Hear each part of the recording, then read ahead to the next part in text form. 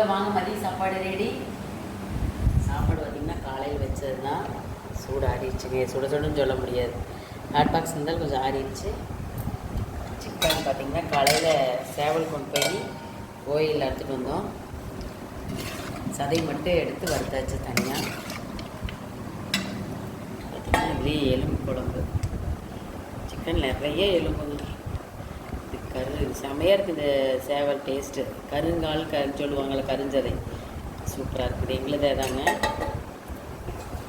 இன்னும் இதுலேயே கொஞ்சம் கெட்டியாக வச்சோம். நம்ம 2 பேர்த்துக்கு காரம் இல்லாமல் இதுலேயே சிக்கன் இருக்குதுங்க. காலையில் வச்ச ரசம், வச்ச பருப்புங்க, சேமியா பாயாசம், அது இன்றைக்கி வச்சுருந்தாங்க. ரசம், தயிருங்க. சாப்பாடு பார்த்திங்கன்னா சூடாக ஆகிட்டு இருக்கு.